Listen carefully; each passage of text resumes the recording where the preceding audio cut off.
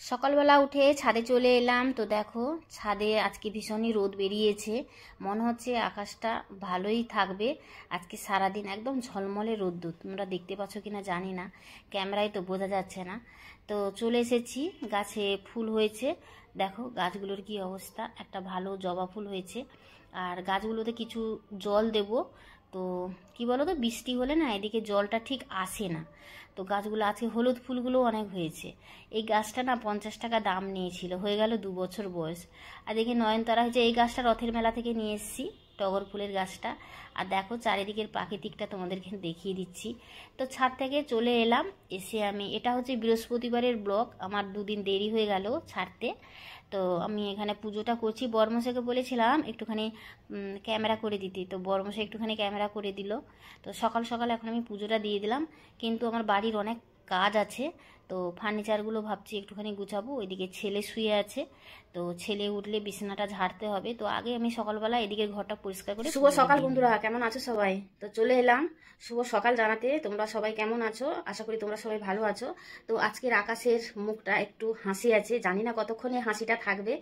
তো চলো, কদিন বৃষ্টি সবাই মিলে উপভোগ করেছি, এখন একটু রোদ হলে মনে হয় ভালো হয়। সমস্ত জামা কাপড়, প্রত্যেকটা বাড়িতে সমস্ত জামা কাপড় কাচাকুচির ব্যাপার আছে, তো রোদ হলে ভীষণই ভালো লাগে, মনটাও ফ্রেশ লাগে, তাই না? একটুখানি বেরিয়ে পড়লাম কয়েকটা জিনিস আনার জন্যে। তো আমার জিনিস কেনা হয়ে গেছে, এখন বাড়ির দিকে রওনা দিয়েছি।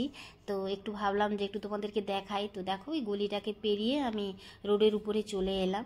তো এখানে বাজার বসে, তো এখানে রোজই বাজার বসে। এই যে দেখো এখানে মাছ সবজি সব কিছু পাওয়া যায়, এর আগে তোমাদেরকে অনেকবার দেখিয়েছি। তো বাড়িতে বললাম না কিছু কিছু কাজ আছে, কিছুই করিনি, বেরিয়েছিলাম। তো চলে এলাম বাড়িতে। তো বাড়িতে এসে চেঞ্জ করে নিয়েছি। তো এখনও রান্না বান্না কিছু হয়নি। তো তখন তো সব কিছু ফেলে রেখে বেরিয়ে গেলে, একটা এমার্জেন্সি একটা কাজ ছিল, খুবই একটা দরকারি কাজ ছিল, হঠাৎ করে বেরিয়ে চলে গেছি।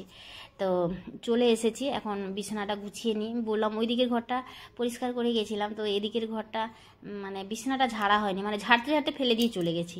তো চলো বিছানাটা এখন গুছিয়ে নিই। তো এদিকে ছেলের সঙ্গে শুয়েছিল ওর বাবা। তো ওর বাবা তো সকালবেলা উঠেই পড়ে প্রত্যেক দিন, ছেলে একটু দেরি করেই ওঠায়, যেহেতু ছুটি আছে তাই জন্যে। তো বৃহস্পতিবার আজকে ওর ছুটি ছিল, তাই জন্য ও আজকে একটুখানি আরাম করে ঘুমালো। তো চলো এখন আমি খাটটা ঝেড়ে নিই। আর কি বলো তো, খাটটা ঝাড়লে না ভীষণ টার্নিচারগুলো ভীষণ নোংরা হয়, ভীষণই। তো কি আর করা যাবে, প্রত্যেকদিন তো মোছা সম্ভব না। তো যেদিনকে পারি সেদিনকে আলমারি টারিগুলো একটু পরিষ্কার করে নিই। বেশিরভাগ পরিষ্কার করে যেদিনকে বিছানার চাদরটা আমি চেঞ্জ করি, ভালো করে খাটটাকে ঝাড়ি, তখনই মানে সমস্ত ফার্নিচারগুলো আমি পরিষ্কার করে নিই। আর এটা হচ্ছে ডাইনিং। তো ডাইনিংয়ের উপরে, ডাইনিংয়ের মানে ভেতরে যে এই যে ফার্নিচারগুলো আছে ছোট ছোট, এগুলো মানে সবসময় পরিষ্কার করি না, তো এগুলো মাঝে মাঝে করি। তো ওর মাথার উপরে যে কাপড়টা দেওয়া ছিল, তো সে কাপড়টা আমি চেঞ্জ করে দিলাম। তো একটা ভালো কাপড় নিয়ে এসে পেতে দিলাম। আর কয়েকটা জিনিস ছিল সেগুলো পরিষ্কার করে করে আমি রেখে দিলাম।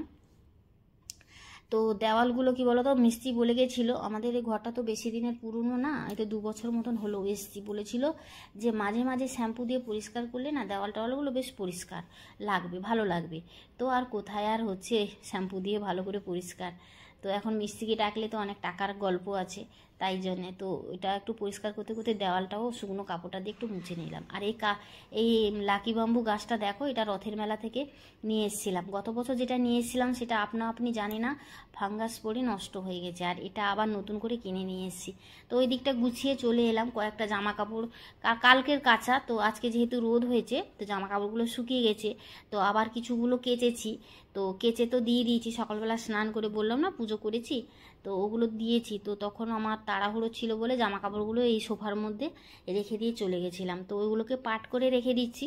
তার সঙ্গে আমি এই সোফাটার ওই কাপড়টা একটুখানি ঝেড়ে, চাদরটা ঝেড়ে সোফাটাও একটুখানি ভালো করে পরিষ্কার করে নেব।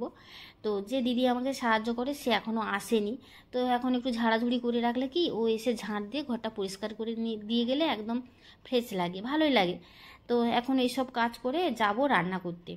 তো রান্না সেরকম বেশি কিছু করব না, দেখি বড়মশাই কি নিয়ে আসে। তো বাজারে গেছিলো, তো বাজার করে নিয়ে এসে, আর আমি দেখিনি কি কি নিয়ে এসে না নিয়ে এসে। তো রান্নাঘরে ঢুকবো। তো ভাবছি একটু লুচি তরকারি বানাবো, যেহেতু ছেলে আজকে আছে বাড়িতে। তো রোজ রোজ তো আমরা সত্যি কথা কি টিফিন ছেলেকে বানিয়ে দিই না, কোনো সময় ম্যাগি খায়, কোনো সময় মাঝে মাঝে আবার দোকানে গিয়েও খেয়ে আসে। তো চলো লুচি করেছি আর তার সঙ্গে করেছি আলু ছেচকি। আর আজকে আটা দিয়ে লুচিটা করলাম না, আটার লুচি আমার ছেলে খেতে ভালোবাসে না, একদমই পছন্দ করে না। তো এই যে করেছি লুচি, ময়দা দিয়ে করেছি আর আলু ছেচকি করেছি। তো কারা কারা খাওয়ার ইচ্ছুক চলে আসো আমাদের বাড়িতে, খেয়ে যাবে। তো বন্ধুরা ভিডিওটা এই অবধি।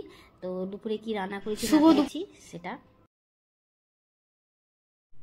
এখানে ভাত করেছি আর মাছের ঝোলটা কালকের ছিল, ছেলেকে খেতে দিয়ে দিয়েছি। এখানে মাছের ঝোলটা কালকের গরম করলাম। এখানে থোড় ভাজা করেছি আর ঝিঙে আলু দিয়ে একটা সবজি করেছি। আর এখানে সামুদ্রিক মাছের টক করেছি আর আম কেটেছি। তো এই ছিল। তো আর বেশি কিছু করলাম না। এই সামুদ্রিক মাছটা আমরা চন্দনী মাছ বলি, তোমরা কি মাছ বলো জানি না, যতদূর সম্ভব এখানে বলে ফাঁসা মাছ।